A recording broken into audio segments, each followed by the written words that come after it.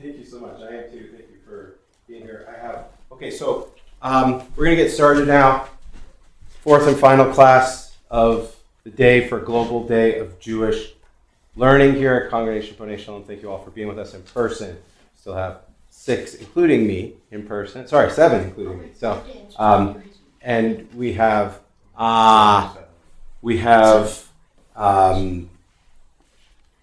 a number of viewers still on live stream. I just checked the live stream; it's still going strong. So this is great. This is a new format for us this year. In the past, we've done just one introduction from Mor Yehudis and Jason and myself doing classes side by side. But I like this format better. I hope you all like this better. We're going to send out a survey, so please answer the survey. Tell us what we can do better. I think we've got the food in order, right? And now food for the soul, learning. Here we go. So my talk is about the ancient Hebrew language and alphabet, and this is based on this book by Jeff Benner, who is not Jewish, but is a scholar in ancient Hebrew. So I've got one copy here. I'm going to give you all one copy to look at, and I'll pass this to Ed and Miriam as we go. I need the third copy. What's it called again, please? This is called The Ancient Hebrew Language and Alphabet by Jeff Benner. So,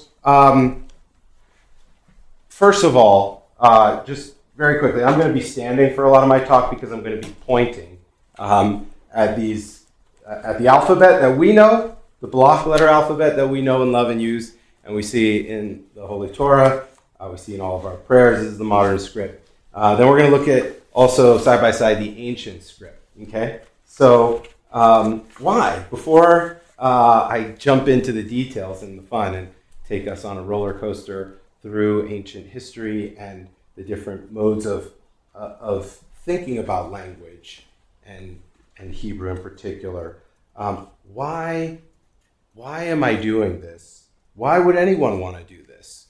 I'll just ask that, somewhat open-ended, but does anyone have any thoughts before we get in? This is the Aleph. Just as a preview, this is the ancient Aleph symbol. This is our modern block letter. This is known as a petroglyph, not a hieroglyph, an in-between. So what's going on in the world aside from the tragic events that we're all still in that really difficult 30 days of dealing with? But what else? What's happening in our world that we might want to re-examine language? Any ideas, any thoughts? Ed? Well, if our Hebrew letters are given a mystical meaning, and the shape has a mystical meaning toward it, and so what I'm thinking of is that, well, where did this come from? Mm-hmm. Good. It came from a source. So did these mystical meanings of the letters by the shape of the letter, did they originate, to what other groups are we responsible for what we have and what our language is now? Yeah. That's what I'm thinking of. Like we didn't just create it, stam like that. It evolved.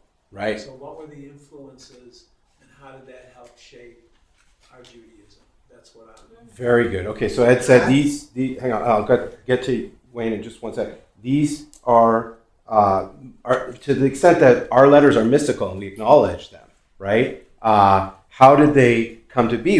They're not out of nothing. How did they evolve? Where are they coming from? What contributes to that mystical nature? Okay, Wayne. You almost just said it. Okay. You almost just said it. When you said out of that nothing. Right. Right. Right. So, what do we mean by out of that nothing? Good. Okay. And so this, where I'm also going, is the parallel to mathematics and numbers, which also, right? We just take for granted that when you write out, your phone number, everybody knows the numbers and reads them and understands them and knows how to give you a call, right? And where I'm hoping to go is in the synthesis of these. I'll just bring a couple of different thoughts again before getting started. This is a book called Superintelligence. It's a pop AI book. by Nick Bostrom, and it's futuristic, very futuristic about where we're going with artificial intelligence, which we know is based on modern computer science and bits of information that are codes of zeros and ones, right? So in a way, we're reconstructing intelligence, okay? And in so doing, we're reconstructing society. And this language, these letters, not just the language, the spoken language, but the ability to extend it through memory using writing is what many, not just anthropologists, but great theologians like Rabbi Jonathan Sachs in The Great Partnership in this book talks about, among other things, that this was the beginning of civilization because it allowed us to record things and write things down and have a collective memory that we can move things forward on and organize and create better than we ever had created in the past. Okay, so with that short introduction, what I'm going to do is read some passages from this book, The Great Partnership. But first, I'm going to start with a couple of. I'm also going to quote at length and read at length from this book, The Ancient Hebrew Language and Alphabet. Okay, and then I will sprinkle some quotes in from other authors. And to begin with, I want to start with a quote from this book, which is The Construction of Social Reality by the philosopher John Searle out of the University of California at Berkeley, who is known among many other things, like Chomsky, for trying to understand where language comes from, but also a challenger of what does language actually do. And I'll finish by going through, or the main part of the lecture, I'm going to go through both our current alphabet and relate it to each ancient script letter. And then I'm going to turn these over, because I've also got these in red, and I'm going to do some 2-letter root pairs, and I'm going to show you their meaning, both by the modern Hebrew, what the root means, but also get you to start thinking about the petroglyph form and how that can be the key and the code to meaning. Because the meaning is encrypted in the symbol, in the syllable. The symbol and the syllable. So we'll come back to that. All right, let's start off with this philosopher who's also known for the Chinese experiment room. And of course, before talking about Searle's quotes about language, he says that how would a person know Chinese that doesn't already know Chinese unless they had an interpreter telling them? In other words, if I came to you, assuming you all have no prior knowledge of Chinese, I personally did study Chinese, so it's not fair. And this is why I use this example, because these are the ones that I know best. These Chinese symbols are the continuation of hieroglyphs. They're hieroglyphs in our own age. And they contain in them, each single one of them, a meaning. So Searle's point in this Chinese room experiment is, unless somebody tells you how to pronounce them and what they mean, you will not know. And it's his larger idea for only the human mind has the causal power of reason and language. And if we want to create a new artificial intelligence, or AGI, artificial general intelligence, as they talk about, we're going to have something that has at least the causal powers of the human mind and the human brain. We can't get it otherwise. Okay, so if you agree with that, and you may not, and that's okay. But let's listen to one other thing that Searle says, that this book, again, you can see it just in the title, The Construct of Social Reality. It's what Harari calls the intersubjective truth. Objective, subjective, intersubjective. Meaning, if I have a $20 bill, we all accept that it's a $20 bill. Because why? We live in America, and we know that a $20 bill is a $20 bill. Not to say that if you take it to a foreign country, you can't exchange it. Many foreign countries you can. But rather just that you and I acknowledge at face value, literally and figuratively, that it's a $20 bill, it's worth $20, and I can go to the store and buy stuff with it. On page 120, Searle says, throughout this book, I have tried to emphasize that in institutional facts, language is not only descriptive, but constitutive of reality. So what that means is that a $20 bill as a sign for something that you can buy something with is accepted by all of us. It's an object. But it's not really an object in the sense of a piece of paper that you're going to write on. Rather, it's an object that stands for a symbol. And that those symbols, the way we humans have evolved them, is what ends up constituting our daily lives and our, therefore, actual reality. Well, the precursor to all of language, its atomic elements, are these symbols that we call letters. And our Hebrew alphabet, if we take the Torah at its literal word, and we're not supposed to for everything, right? Of course, we're supposed to interpret it through the Rabbanim, through the ages, and through the responsa. But everybody pretty much agrees that there was one language in the world, and that it was Hebrew.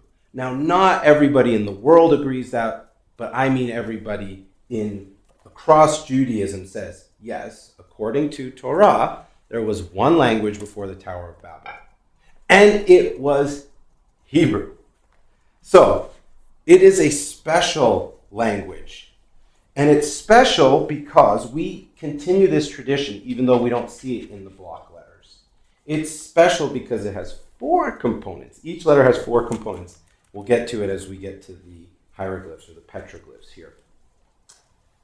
But when we say it's constitutive of social reality, it means that the words that we say are what become reality.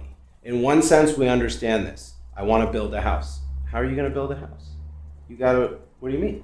You're just going to go chop down some trees and some wood and build some house? Yeah, that's how I was going to do it. Or I was going to go live in a cave 5,000 years ago. I want a house. I want a shelter. I want a shade. But no. How are you going to build this house that I'm talking to you in 2023 and 5784? How will you build this? If you start by chopping down the trees, you'll never get there. That's what I mean also. We're sitting in a place that doesn't exist 5,000 years ago or 6,000 years ago. You can't have this. You can't have these chairs. What do you mean chairs? I want a chair. What do you mean a chair? What's a chair? You know what I mean by a chair. It's a place you sit. No, I don't know. Do you mean that? Or do you mean that? No, it's a chair. I said it's a chair. This is a chair. That's a chair. What do you mean that's a chair? It means someplace you sit in. No, it doesn't. I sit, I build a chair, I construct reality, first with language. I have an idea. I have something I want to sit on. I want to feel comfortable. I want to feel good. That's what a chair is. It's a place where I sit, but the chair itself is not a real thing. What do you mean it's not a real thing? There it is. No, this is a chair. But this is an object. Without language, we can't construct this. We can't. Instead, we just say, I want a place to sit down. What do you mean you want a place to sit down? There's grass outside. There's dirt. There's a riverbank. You can climb the highest mountain, the 14ers in Colorado, and go sit on a cliff. What do you mean you want a chair? So this is very deep discussion about language and the letters that create it. But it's also, by extension, a discussion about reality and about the reality that we frame. There are 8,000 plus 3-letter roots in Hebrew. Many of them are not used. What do you mean they're not used? They're constructed. They're there. but all of the 2-letter combos are used. All 440. They're all used. So let's dive in. Did you say 440? 20. So it's really 484. 22 times 22. 22 letters times 22 letters. Forwards and backwards. Yeah. Yeah. I think I've got that right. Yeah. 484. Sorry. Okay. All right. So for those of you that have this book, I know you have it here, and I'm going to share with Ed and Miriam as we go here. Please. Do it together. Okay. All right. So Ed, I'll share with you then as I go.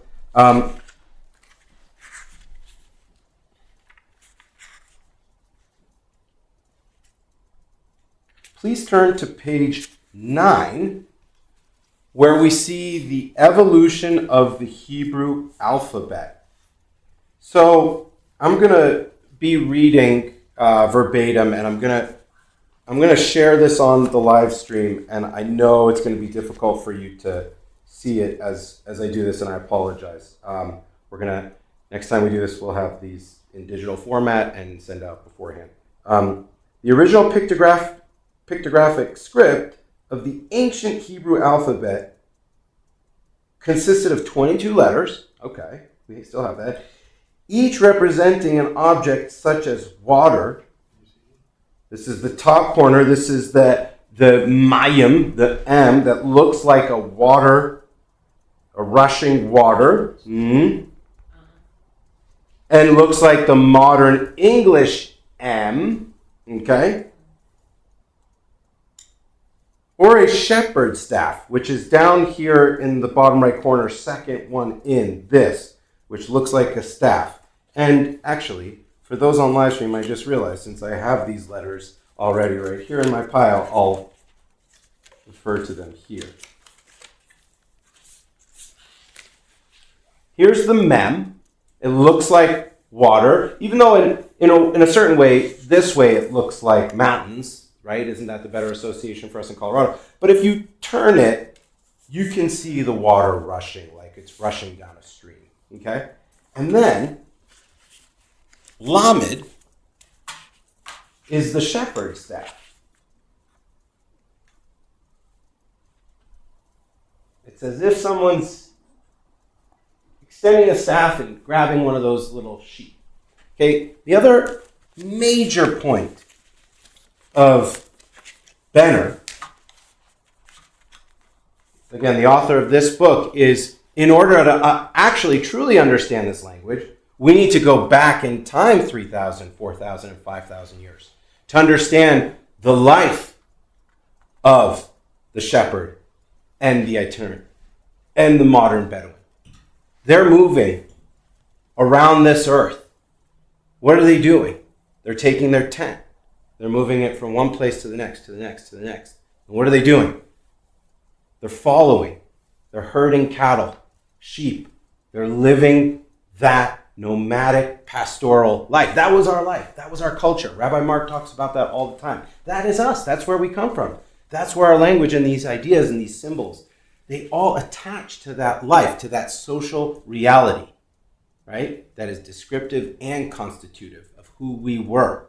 And in some ways, we never stop living that life, even though we think, hey, as I just said, this beautiful blue chair with 2 armrests and a nice soft cushion that I feel really good when I plant my back against. It's as if I'm reclining in a sofa almost, right? What's a sofa? Okay, so on we go. The next several pages of this book, it's like a time capsule in alphabets. Figure 5, Moabite inscription of stone, 900 BCE. Figure 6, Ammonite inscription on stone, 900 BCE. Figure 7, Ugarit cuneiform on clay, 1400 BCE. Now we get to Aramaic. And when you look in this book at the inscription tables of each letter going from 1000 BC to the present, you discover something very interesting. The Hebrew alphabet is not this current alphabet. The Hebrew alphabet branches right, so to speak. And what we see here, what we know as our alphabet, was the Aramaic alphabet. Why? What happened? We went to Babylon in 586 BCE, where Aramaic was starting to flourish, and that offshoot of Semitic languages was going. So we took on that script. But this script still remained. It still remained. And it still remains to be discovered. Okay, so please fast forward with me in this book, if you will. We're going to go to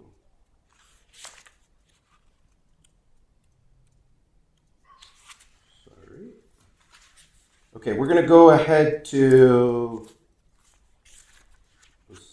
page all the way to page 46 actually. Page 46 has this alphabet. So instead of comparing the ancient script to the modern Hebrew script, this picture, this is figure 21 on page 46, this is the ancient Hebrew alphabet circa 1000 BCE, and wouldn't you know, it looks more like the modern English alphabet than it does the modern Hebrew alphabet. But how can that be? How can that be? Look at that, the A, the B, the C, the D, the E, the F, the Z, right? Our order is a little bit off. We put Z at the end. Here it comes as the seventh, Zion, right? H, another character, right? K, L, M, N, X. Again, out of order, but still almost identical. O, P, Q, R, which looks like the modern P, but just missing that diagonal, the S and the T. So many of these are almost identical. It's so much closer, as you'll see as we go through these. So it's really, it's on the one hand, it's a bit of a mystery.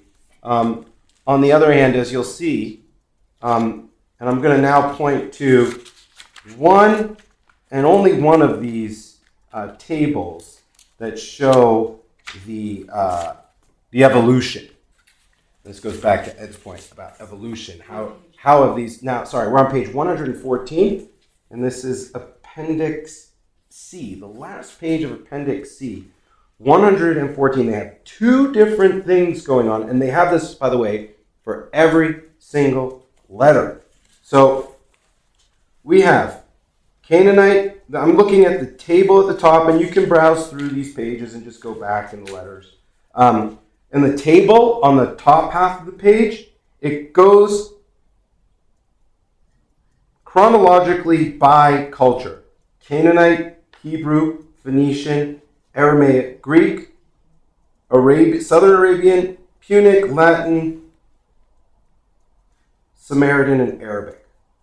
And then on the bottom half of these pages, you get the same information, but now what was the x-axis in the table, the columns, the years, that becomes the y-axis, so to speak, in this chart, which takes us through the ages and does a better job of meandering each letter and how it fits its final form in 100 BCE, Greek, Latin, Aramaic, Arabic, Samaritan, and Hebrew. And you're not going to see Thai. You're not going to see Chinese here. That's not what we're talking about, okay? That's important, but this discussion, these alphabets are contained to our history, which in a way is still all of world history, but it's really the development of Egyptian, Samaritan, and Hebrew. Okay, so if you stay with page 114 and just turn to page 115, I'm going to keep us on this page while I go through each letter here now. And those of you that have the book, you can follow along as we go down this table. and those on the live stream. I'm going to read for you as I go through each one of these. Aleph is the head of an ox, is the meaning, the petroglyph, the idea, the ideogram behind this symbol, which later became this.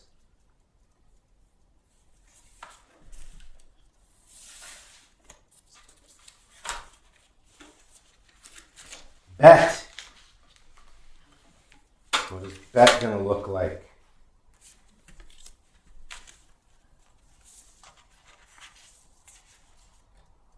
Oh, interesting. It's not what I would have expected. This looks like a G turned to the right. This is the tent floor plan. This is a studio apartment. Okay? Come in, you got a little bit of place to entertain, and then behind the curtain is where the family stays. Okay? This is distinction. This is the family facing the public life, and then behind the curtain, this is the family's private life section. And there's so much more to that, especially Aleph Bet, understanding the head of the ox and what is elevated, what looks ahead. And where does it look ahead to? It looks up, and it looks straight into this distinction. This is, in a way, our response to dualism. Sure, there is a duality between inner and outer. But there is up first. There is Hashem. There is the one. We're all part of that. Before we can distinguish, we have to have and acknowledge up, the one, Hashem above us. Gimel is foot or leg. This is an L. So it's like this backwards, right? It's like our modern Gimel backwards, right? These are mirror images of each other.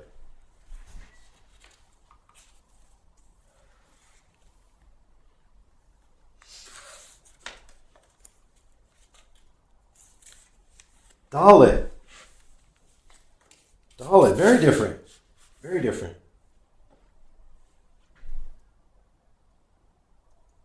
This looks like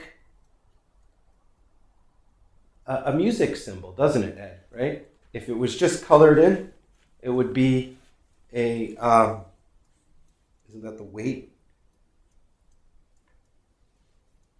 It looks like also this is hanging down from this. And indeed, we get tent, door. Dalet, we know, means door. We know Dalet means door. Dalet means door. But here, we see it pictographically as the tent door. What's hanging down is the cover. Okay, hey.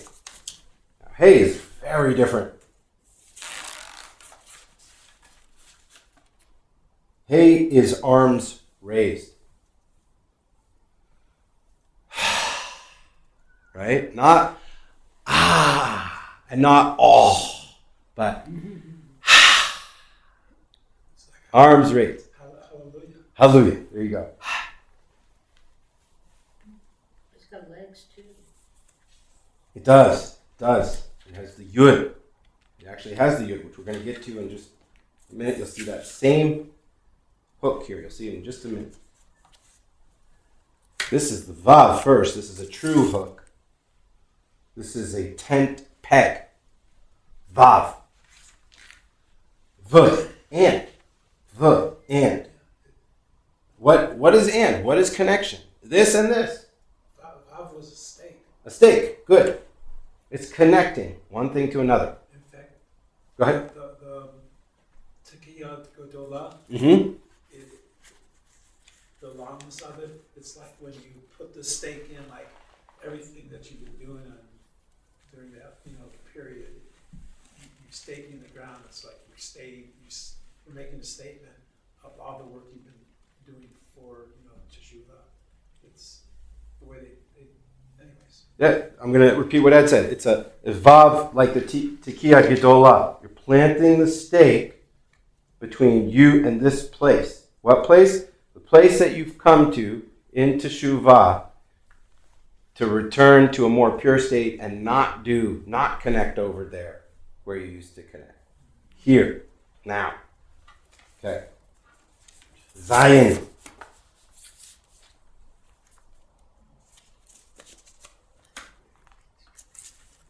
I gotta check my time here. Okay, 4:43. We're doing good. All right. Zion is the mattock. What's a mattock? Something you thresh with. A threshing tool. That's the word Zimra. Zimra. Specific to Zimra, you cut away. The idea of specific to Zimra was these songs of praise would cut away any sad feelings you had and get you ready for prayer. So that's from the root word to cut, to prune. Cut to prune is what Ed says. And in fact, we see that quite a bit with Zion. Okay. Chet. Chet looks like a numeral 3, a Roman numeral 3. Chet means tent wall. So outside the tent door and the tent itself, you have the wall. Of course, you need a small wall to wall off your property, right? To keep the external away from the bite, from the house. Okay. Next one. Tet. Tet. We have a circle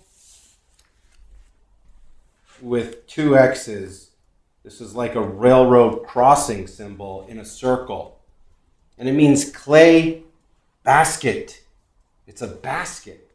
Okay, again, going back to the pastoral life, basket was crucial for carrying things, just like today a bag is. Dan, can Yes. I ask a question? Mhm. So what came first? I mean, the picture came second? No, the picture came first. So when we say clay basket, Right. right, is the picture representing the clay basket, or is the clay basket representing the picture? The picture is representing the clay basket. Good question. Yep. The picture represents the object. Okay. The Yud, Yad is a closed hand. So here you have an arm, right? Okay. And it's not so much a closed hand in that it's a fist, okay? It's not a fist, okay? Rather, it's the acknowledgement that our hands have a thumb and 4 fingers. And when you look at it from the side like this, that's what the hand is. That's not closed. That's not closed. The ability to grasp. Correct. See that? That's the basic grasp. Your hand is your force. Your hand is your force. Your arm, notice this version of Yad is, or Yud, is the whole arm, which is one of the early interpretations of it. Right? Okay. Chaf. Kaf or chaf. Okay, so this looks like not a menorah, but it gives you the feeling of the menorah, right? But it's not. It's actually an open palm, a palm frond, a palm tree. In the desert, in Israel, when you go to California, when you go to Florida, we know you go to the tropics, the palm tree is dominant in both what it provides for human beings, all natural resources, materials, food, drink, etc. And it is the most beautiful tree in the landscape. Calls your attention. Look at me, right? Okay. Next up is Lamed. Lamed. Again, as I was saying before with the Lamed and the Mem. The Lamed is the shepherd's staff. Okay? Pull that calf or that dough pull it back into the fenced area, let it go out, bring it back. Don't let it get away. Pull it back to you. Lamed. That's why everybody talks about this going up to heaven, right? The upper part of the lamed is what brings us up to heaven. Yeah. And we reach there. We extend ourselves, our humanity, our brain, our mind, our body, our soul with something. So on the one hand, the human is pulling something close to him, but also in the other direction too. It's multimodal, multi-directional. You pull yourself closer to Hashem. Man, Mayim. Mayim is water. Okay? And there it is again. The stream. Okay? Stream of water flowing along. Nun. Nun. Nun is the seed. It's a sprouting seed in every sense. In human reproduction, in biology, in plant biology, in every single thing. There is a nun, a seed. Okay, and this looks like a seed, right? When you sprout seeds, this is exactly what you see. Looks like a sperm too. Yes, absolutely. Again, in both the biological and the horticultural sense, we'll call it. Samech. Samech is the thorn. The thorn, you see it, right? You have a few different slight, almost the fibers of the rose stalk, and then the thorn jutting out through them or from them. Okay, ayin and peh. Look, you go to any ancient Egyptian,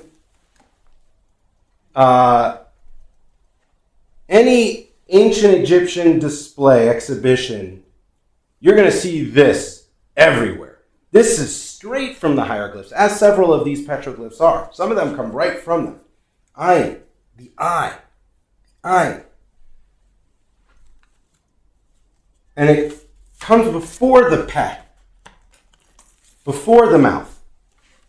The ayin before the peh, which is so vital in today's world, both in the conflict that we're seeing and in the greater sense that the ayin is the truth. Okay? A raya, a proof, is something that we see, we know. The minute you go to your peh, you start to confound it because you start speaking, and it's a fractal of what the real meaning is. So you have to reconstruct it. Okay? The peh, the mouth, again, so simple. Can't get more simple than this, and this is also, again, straight from the hieroglyphs. The tzadi, side, side. It means side. That's what it is. And this is not the sperm on the side or the seed on the side. Rather, this is a man on his side. But this is not just any man on his side. This is homunculus. This is that man or that human that's running around your mind like the nachash, like the serpent, that is just in there. And every physicist says that's impossible because then you have a what? An infinite regress. Because then that man has something going on in its mind. No, it's not. It's an elemental piece. It's an elemental piece of creation and construction of the world through language. The kuf, the horizon. The kuf, the circle. Yeah. Could you go just back to this sat? Yeah. What you just said, can you repeat it? That it's not Yeah. So, okay, let's think of it in terms of a tzaddik for a minute, okay? So, because that's what the letter is also. It's a tzaddik. It's a tzaddik, right? A tzaddik when you add the kuf, so you add the skull around it. But a tzaddik is that idealized form of a human being, right? That is pure. The soul is pure. It's just that person on its side, inside your mind. It is that purity, that spark, that soul that is in there. Now we think of it as light, and it is light. But it's not the light that we always think of, like the soul bursting with light or a bonfire. No. It is trillions of these synapses that are powered by electromagnetic sparks. And they're just lighting up nonstop, just like the world. It never stops, even when you're dreaming. It's never stopped lighting up inside. Kuf. The kuf is the horizon. So this is the horizon. This is the sun setting into the horizon. You got to have an event horizon. You got to have a line there. And you got to know what you see on top, but you also know that sphere, that circle, that moon, it's going down over, but you know that still half of it's below. 3 more. Resh. Rosh, the head. There it is. It's the head of a human being. The Rosh. It's the Rosh.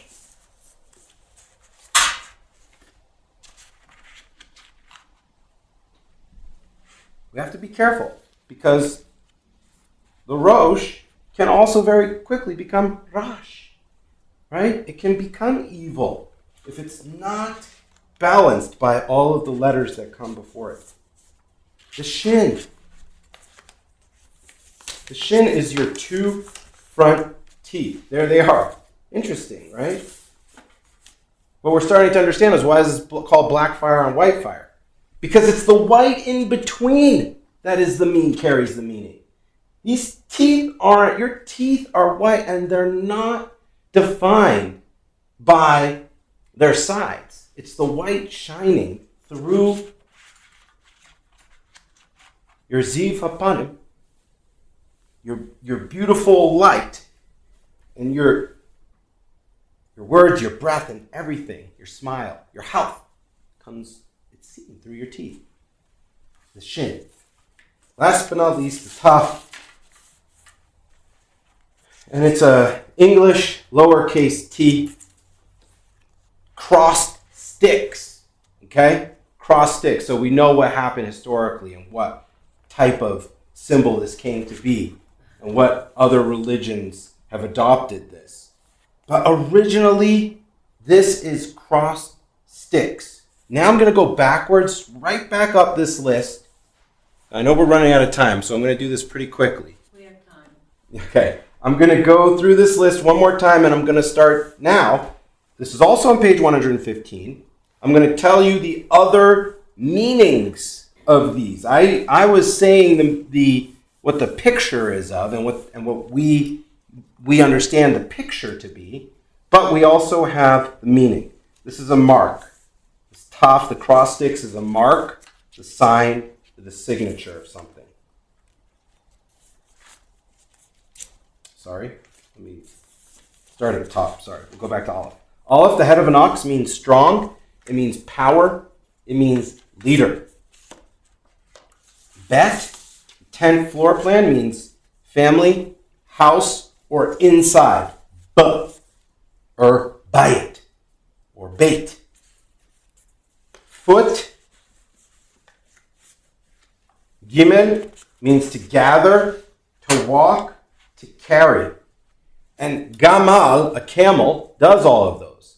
But gamal, to be gracious to me, means to bring, gather, walk, carry, to do all of those things that it takes to be a community and be social together. That happens on our legs. That's what gamal is. It's not just the camel. It's the human being taking on those qualities too. Dalet, the 10th door, means to move, but also to hang something or to enter. The dalet, the delet, the dal. Hey, Arms raised. Look. Reveal. Sigh. Just sigh. Let it out. Vav. The tent peg is to add, to secure, or to hook. That one I think is pretty straightforward. The mattock. Zayin is food. It's also to cut. It's also a weapon. Right? It's what we attach to our arms for sheathing or for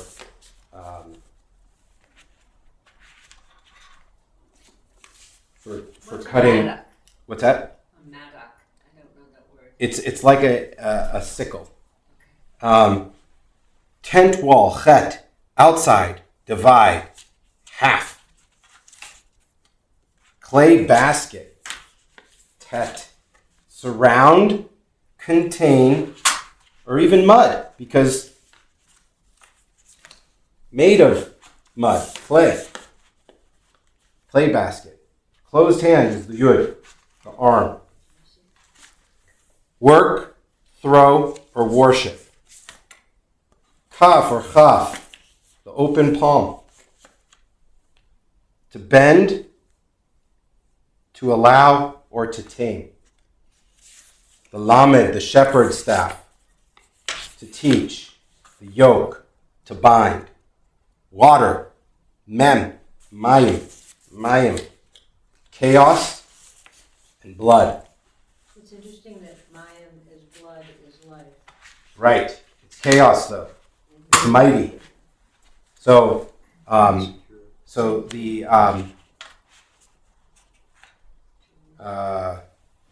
the guy from Intel, not Gordon Moore, but Andy, I forgot his last name. He used to say, and this is true of innovation in general in hardware and software, let chaos reign, and then reign in the chaos. Andy Grove. Let chaos reign, and then reign in the chaos. This is the idea of Tzimtzum, right? But based on Mayim, on the